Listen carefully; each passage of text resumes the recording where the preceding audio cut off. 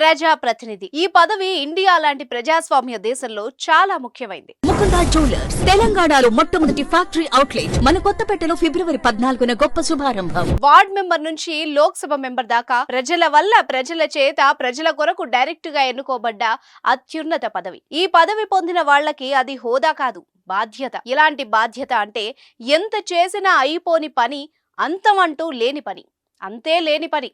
అలాంటి పదవిలో ఉన్న వ్యక్తి తాను ప్రాతినిధ్యం వహించే ప్రాంతానికి సంబంధించి తాను బాధ్యత వహించే సభలో ఒక్క మాట, ఒక్క నిమిషం, ఒక్క విషయం కూడా మాట్లాడకపోతే అక్కడ ఏ సమస్య లేనట్ట, లేక ఆ ప్రాంత ప్రజలు చేసుకున్న దౌర్భాగ్యమా? మరి వీళ్ళు ఎందుకు ఎంపీలైనట్టు? ప్రజలు ఓట్లేసి గెలిపించి చట్ట సభలకు పంపిస్తే వాళ్ళు పదవిలో కొనసాగుతున్నారు, కానీ ఉన్నా లేనట్టే మాదిరిగా తయారయ్యారు. పదవీ కాలంలో ఒక్కసారి కూడా తమను గెలిపించిన ప్రజల కోసం నోరు మెదపని వాళ్ళు ఉన్నారు.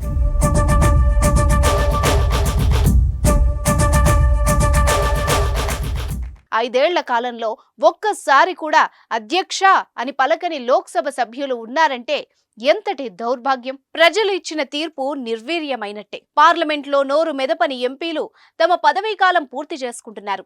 అలా ఏకంగా 9 మంది ఎంపీలు ఉండడం బాధపడాల్సిన విషయం.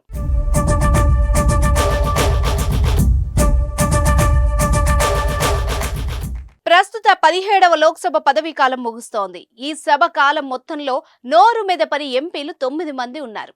తమ పార్లమెంట్ నియోజకవర్గానికి సంబంధించి ఒక్క ప్రశ్నను కూడా అడగలేదు. ప్రశ్నోత్తరాల సమయాన్ని సద్వినియోగం చేసుకోలేదు. పార్లమెంట్ కార్యకలాపాల్లో పాల్గొనలేదు. ఒక్కసారి పార్లమెంట్లో అధ్యక్ష అని మాట్లాడలేదు. సభ్యుడిగా ప్రమాణ స్వీకారం చేసిన వాళ్ళు మళ్లీ పార్లమెంటు ముఖం చూడలేదని తెలుస్తోంది.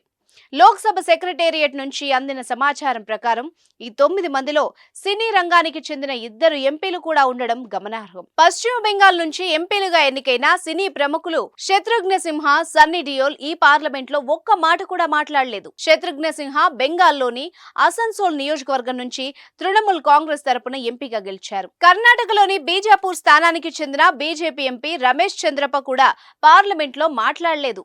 ఉత్తరప్రదేశ్ లోని ఘోసీ నియోజకవర్గం నుంచి ఎంపీ అతుల్ రాయ్ కూడా లోక్సభలో మాట్లాడని జాబితాలోనే ఉన్నారు. మాట్లాడని ఎంపీల్లో అత్యధికంగా అధికార బీజేపీకి చెందిన వాళ్లే ఉన్నారు.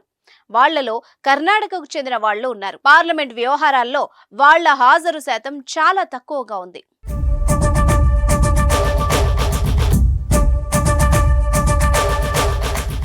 అయితే 9 మంది ఎంపీలు మాట్లాడకపోవడానికి వివిధ కారణాలున్నాయి. ఆ ఎంపీల్లో కొందరు అనారోగ్యంతో బాధపడుతుండగా మరికొందరు న్యాయ చిక్కుల్లో ఉన్నారు.